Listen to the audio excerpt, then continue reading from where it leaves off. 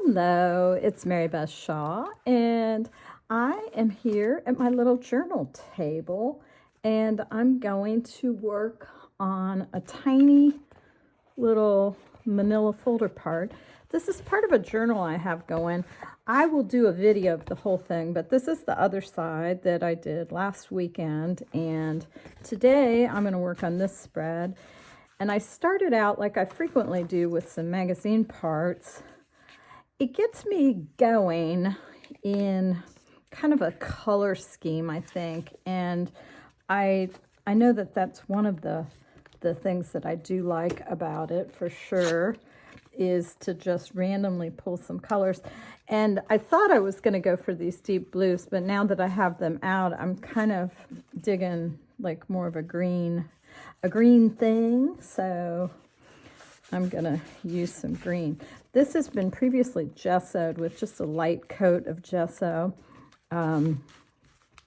This is part of a journal that I learned under the instruction of Andrea Chevallot of A Work of Heart, who I admire very much. It was a great class, and so now I am working in this journal that I made, and you will see me probably working in this a lot this year, particularly because I'm working out of my house right now due to the, if you've been keeping up with me, the studio broken pipe flood thing.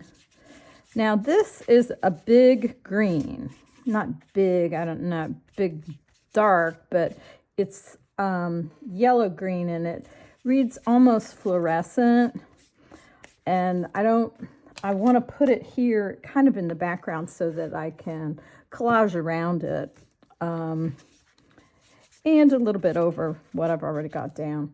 But it's something that you either love or hate it. It's a so flat, so it'll be the matte finish, which I do love. These were some index cards I painted a million years ago, and you know how you pull things out and they just look so right? Well, it kind of looked right and felt right today. I don't know where I'm going to put it exactly, but we shall see if it jumps in or not. These are other collage parts I've made through the years. This one is on Duralar, where I drew on one side, and so I obviously worked it on the other side. So the first thing I did was draw these shapes, and then when that dried, I painted on the back also. And so it gives you quite an interesting motif. I think I definitely want to use that. I sort of want to use part of this. I don't know why. I just really love this image, and very soothing to me. I don't know even where it is. I probably should have paid attention to the caption of where this image is located in the world, but I don't know. And I'll add a little bit of that bright yellow green right there. I think I'll put this up here. Now, that has an edge, a curved edge, and I just will put this down first like that, and then I'll go back at the end and trim that up so that the edge is clean. These are some stickers I made, and I thought that they might work well with this. I don't know that I can rely on the integrity of the stick, since I painted and this and that with them. So I'm going to put glue down also so that they will stay put. As you can see, I use everything. Just seemed like a good day to journal. It's cold outside. It's sunny though, but it was just a beautiful journal day. All right, let's trim this off. And then I'll go back and I'll trim this along the edge. There we go. All right. I'd like to have some neutrality in the background of my journal pages, so I have pulled some vintage materials here. Wow, that's gorgeous. I don't even know where this one came from. It's so pretty. It's a fabulous piece of vintage material. And I'm going to put the whole thing down just because I'm kind of in love with it at this moment. And it seems to just want to go right there.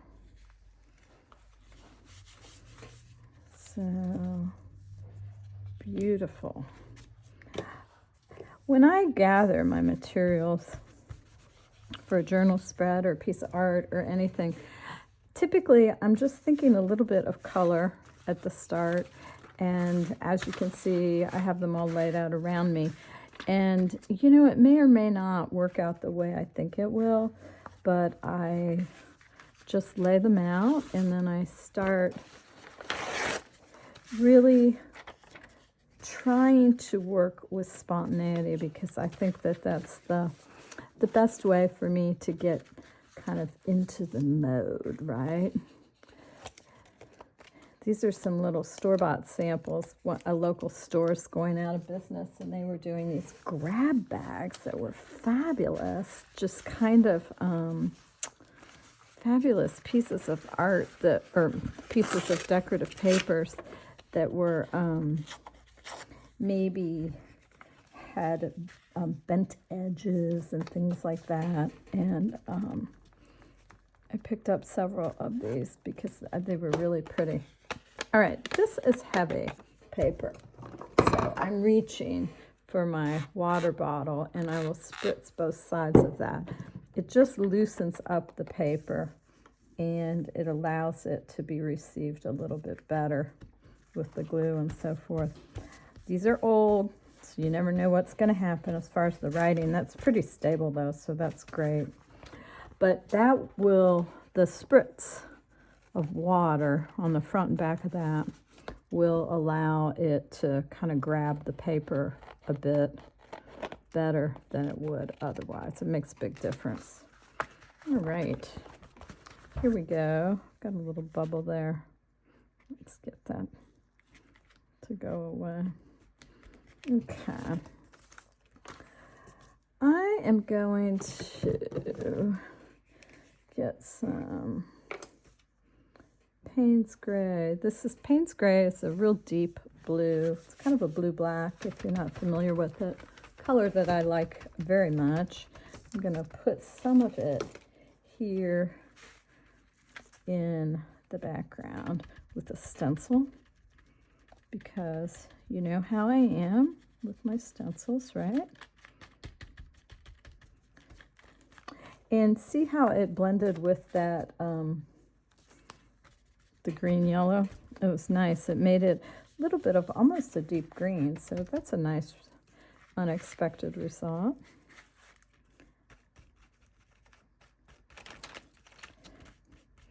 I rarely use the whole stencil. I just use bits here and there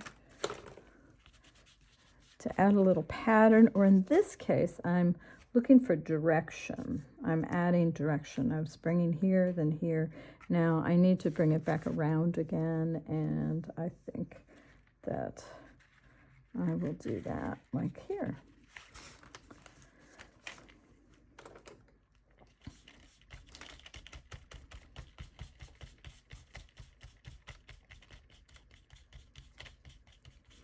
So all I'm doing is creating kind of a triad effect.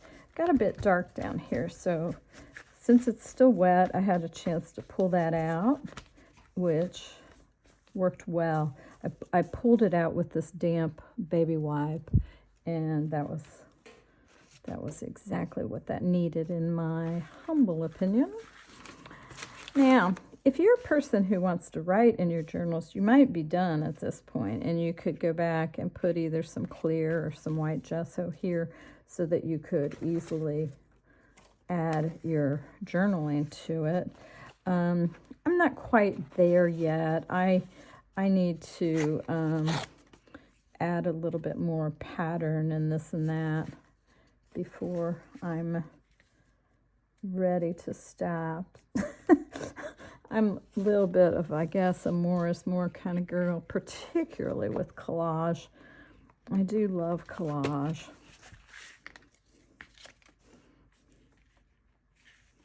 This is another piece of that paper that I got from the local art store. Isn't this gorgeous? I mean, what a treat to be able to get these papers. They're beautiful.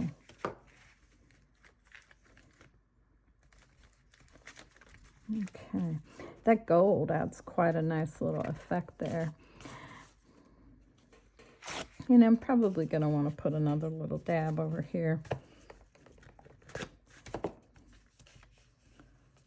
Yes.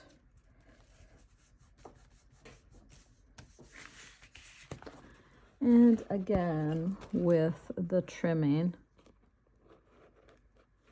Now, when I trim something like this, I don't throw away the trim piece necessarily, because you never know when you might need a little bit, a little tiny, tiny piece. So I have a box where I save these tiny little bits like this.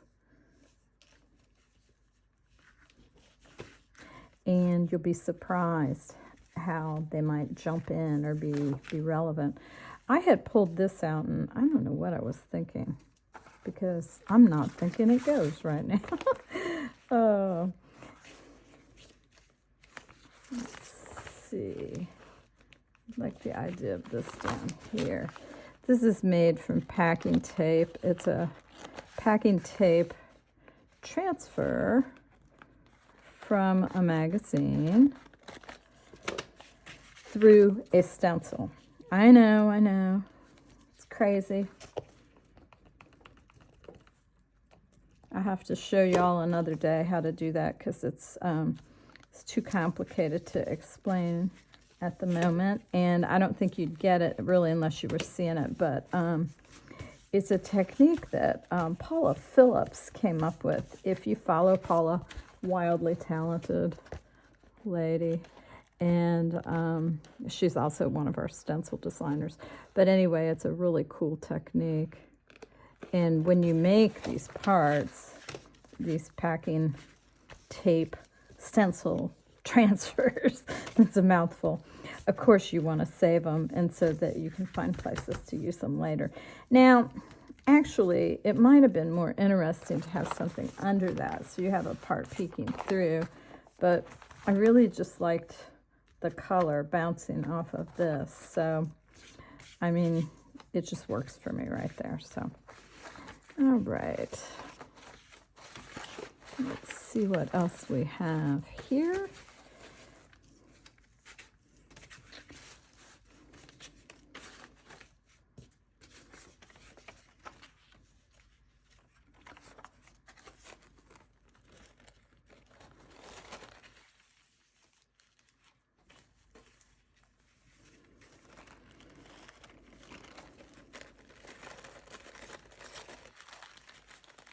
This, of course, is pattern tissue.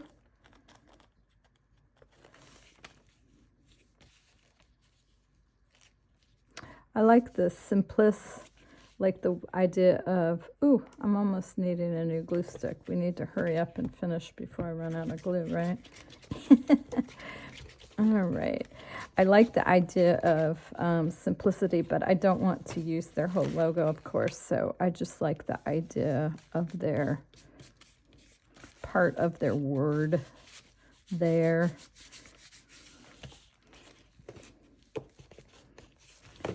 And when it goes over that vintage page, it just blends in with it, which I think is beautiful. Now with this damp baby wipe, is going to blend that in a little bit more. And what I want to happen is, I don't like that size part right there. And so everybody knows the word simply, simplis. That's close enough for me.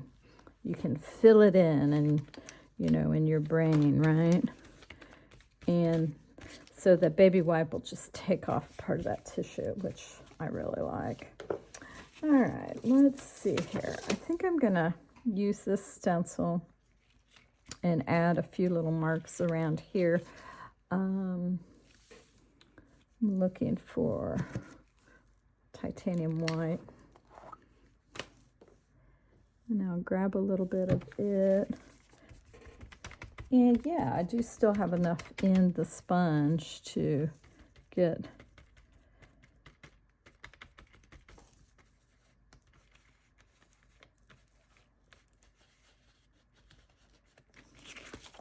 that looks nice. I like that leaf motif up there, so I'm going to add a few down here. Grab the leaf. I am probably going to need to get a stronger glue for this packing tape transfer. The glue stick is not doing it, which that sometimes happens when you use a real glossy plastic like that. You just don't get the result. Okay, so let's just fill this in as though we're painting, which we are, with a sponge. All right, so this is a good place for us to transition over to watercolor. And I have my palette here from Ocean Paper, which if you haven't bought their watercolors, oh my gosh, they are just divine. They're such beautiful colors, and this is one that I cherish. I mean, look at these colors. Oh, to die for. So I'm going to add a few watercolors on top. And when I'm doing this, it's often my final step, and then I will set the journal page aside to dry. And I'm just looking to get just a little bit of kind of random kind of glazing going on. I love this yellow, that kind of a mustardy color. It echoes that background of that picture. So it turns out that this turned into the theme pretty much for the whole page, right? So I'm going to drop a little bit in over here. And I'm really just trying to add a glaze at the end that'll dry down. And, you know, when you come back and look at it later, you're probably not going to be able to remember how you did it, because these watercolor effects are quite subtle.